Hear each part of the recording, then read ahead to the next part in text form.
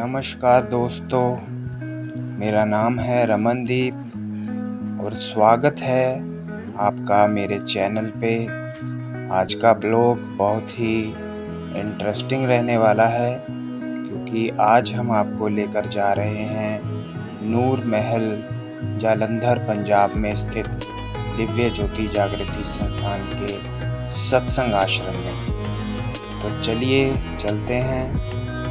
तो हम सत्संग आश्रम में पहुंच चुके हैं और आप देख रहे हैं सत्संग आश्रम का प्रथम द्वार, जिसे हम अभिनंदन द्वार कहते हैं। तो आश्रम में एंटर करते ही ऐसा लगता है कि जैसे अलग अलग तरह के हजारों ही फूल पौधे आपका अभिनंदन करते हों, जैसे आपका स्वागत कर रहे हैं। आश्रम में लगे हजारों सुसज्जित और व्यवस्थित पेड़ पौधे मन को बड़ी शीतलता प्रदान करते हैं। आश्रम की अलौकिकता और भव्यता को देखकर मन बड़ा हर्षित होता है।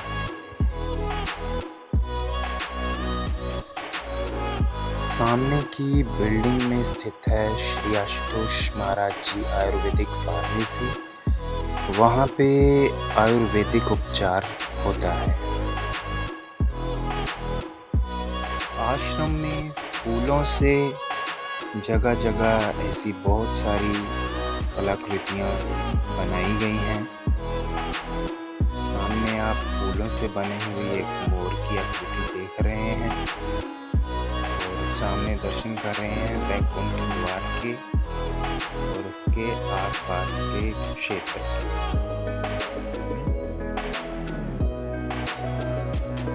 ये कलाकृतियाँ इतनी सुंदर और उत्कृष्ट है कि जब भी श्रद्धालु आते हैं तो इनके साथ अपनी यादों को समेटकर कैमरे में ले जाते हैं। तो ये आप देख रहे हैं बैकुंठ द्वार, मैं उसके बिल्कुल सामने खड़ा हूँ और मेरे साथ है मेरा बेटा यश। तो अब हम जो है बैकुंठ द्वार को पार करके अंदर मुख्य सत्संग आश्रम में चले जाएंगे।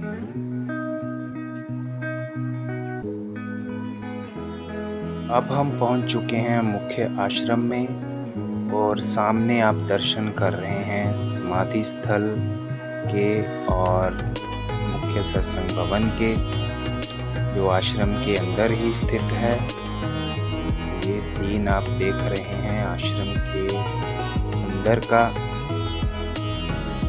तो देखिए आश्रम में समाधि स्थल के आसपास ऐसे कितने ही मोर जो हैं वो घूमते रहते हैं।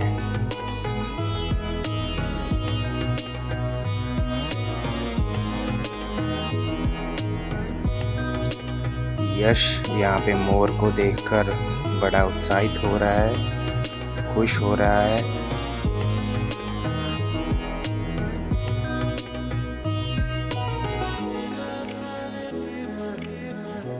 तो ये है अंदर के भवन का सत्संग हॉल और उसके ठीक सामने एक छोटा सा पार्क बना हुआ है।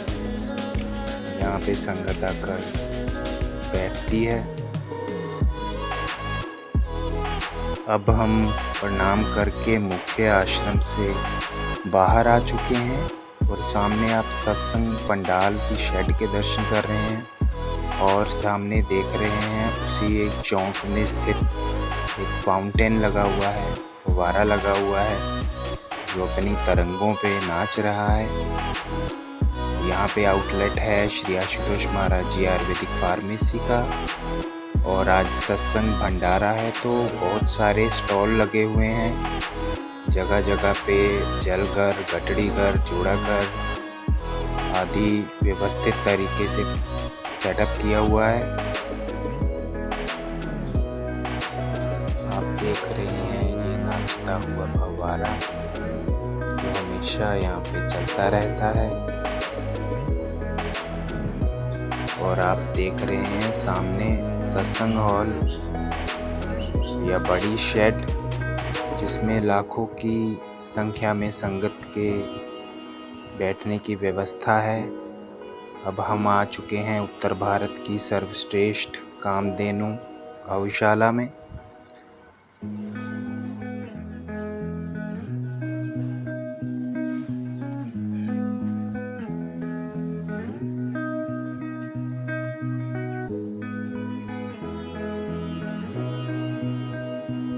सरकार की तरफ से इस गौशाला को उत्तर भारत की सर्वश्रेष्ठ गौशाला का सम्मान का अवार्ड मिला हुआ है, क्योंकि यहाँ पे देसी गायें जैसे साहिवाल, थारपारकर और भारतीय किस्म की गायों पे अनुसंधान और संवर्धन का काम होता है। और अब हम पहुंच चुके हैं दिव्य सरोवर के बिल्कुल सामने, और ये दिव्य सरोवर के सामने का दृश्य है जो मन को बड़ी शीतलता और शांति प्रदान करता है। यहाँ पे भी बहुत सारे फाउंटेन्स लगे हुए हैं और फाउंटेन्स के बिल्कुल सामने है ब्रह्म कुटीर। तरह तरह की कलाकृतियाँ यहाँ पे बनाई गई हैं, तरह तरह के फाउंटेन्स बनाए गए हैं। तो ये जो फाउंटेन है ये शंख की कलाकृति है। इसमें शंख के मुख से मानो अमृत गिर रहा हो, ऐसा अनुभव होता है। तो संगत यहाँ पर आकर बड़ी खुश होती है और अपने अपने छाया चित्र लेती है यहाँ पे, क्योंकि बहुत ही अच्छे व्यूज़ हैं यहाँ पे।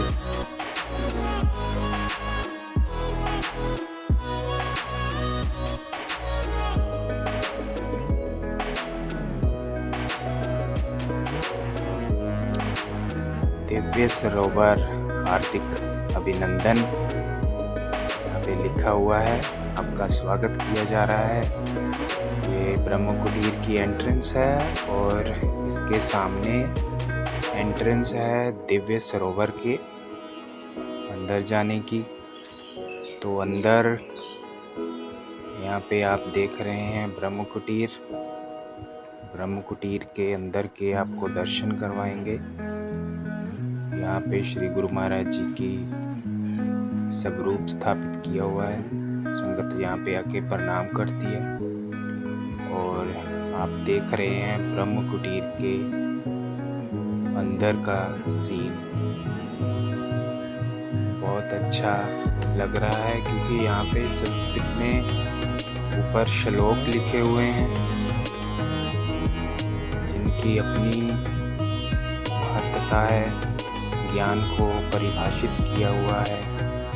संगत यहाँ पर आकर बैठती है, ध्यान करती है। तो अब हम पहुँच चुके हैं दिव्य दर्शन भवन में।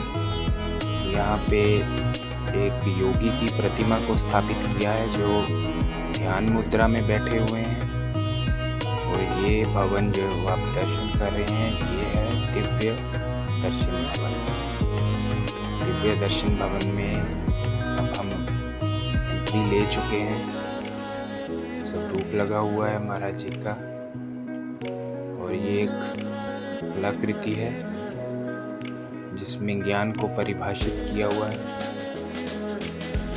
दिव्य दर्शन भवन एक ऑडिटोरियम है। यहाँ पे सत्संग, भजन संध्याएं इत्यादि कार्यक्रम होते हैं, और अंदर कैमरा ले जाना वर्जित था, इसलिए अंदर की सीन आपको नहीं दिखा पाया। वो आपको खुद आकर यहाँ पे दर्शन करने पड़ेंगे।